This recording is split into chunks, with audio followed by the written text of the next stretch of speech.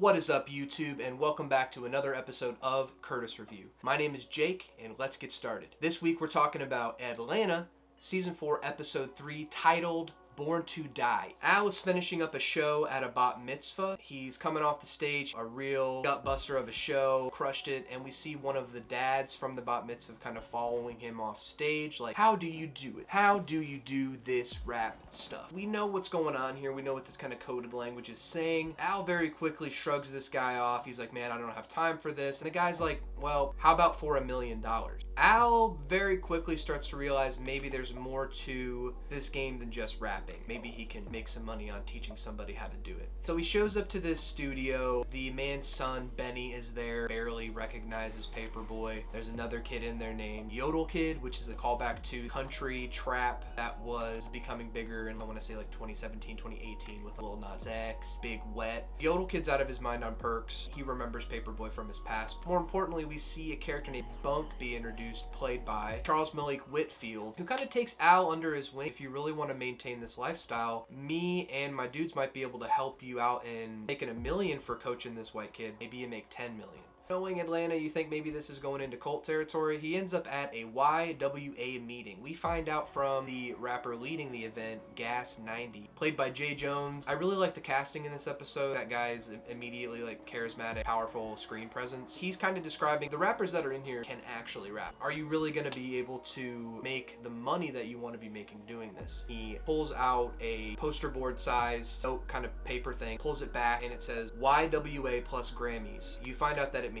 young white avatar. The business model here is train these white boys because of the optics to become Grammy sensations, chart like billions of streams so that you can make that money as their manager. Al fights this idea at first, very quickly figures out that maybe this is more lucrative than he thought. We get to Ern's plot. Ern's at his agency at a meeting. They're currently trying to discuss how to save one of their clients' careers after she accosts a black kid who's trying to fundraise that comes up to her doorstep. Ern's unenthused by this, uninterested. He says, can I try signing D'Angelo? And everybody laughs. He takes off. This is kind of where the episode gets into this like incredibly funny territory. He shows up at our rallies, which is weird for the South. It's called Checkers down there. He goes around the back, and it turns out that by the employees only door, there's a separate door with an upside down man that says D'Angelo. The waiting room is like a green mat with like a bucket next to it. Ern finds blood underneath. There's like tally marks on the concrete marking off the days. Makes you wonder how many people have been waiting for D'Angelo in the past. The guy watching this very ornate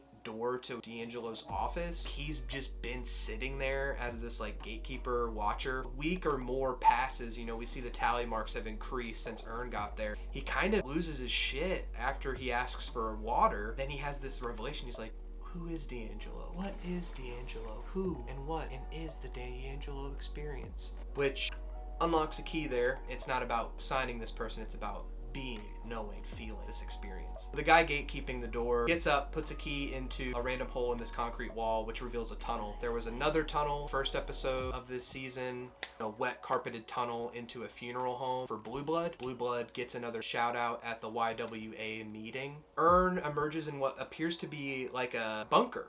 There's a guy in there who's named D'Angelo, but is not D'Angelo. They engage in this conversation about what it means to sign a client, be in the music industry. The guy who plays D'Angelo, Enoch King, I really enjoyed his performance. Very like pure kind of thespian vibes. What ends up happening is you see this shot, it's easy to miss, poster on the wall that talks about like, are you prepared to survive for the end times, so to speak. You start to really realize that Ern doesn't see that signing this guy or even D'Angelo, he starts to reevaluate his whole management style. Seemingly been duped, but having this experience that teaches him something. When we see that Al has arrived at a Grammys pre-party on the coattails of a single that he helped Yodel Kid produce and put out called Born to Die. Yodel Kid has passed away, much to Al's chagrin, as he had just gone platinum within 11 days of Al signing him. Yodel Boy ends up winning a Grammy and he's dead.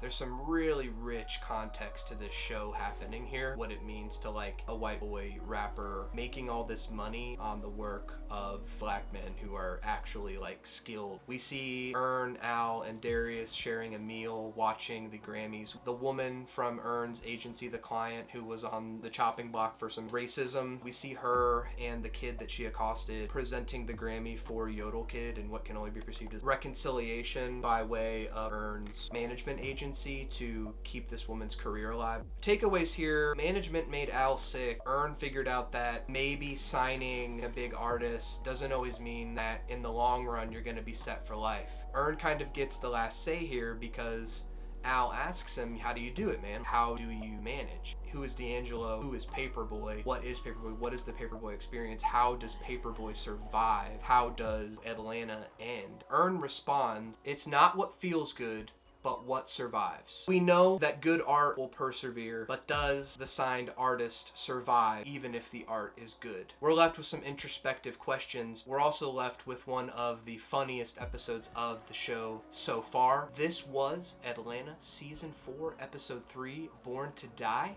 Please like and subscribe. Till next time, I hope you all have a great week. Peace.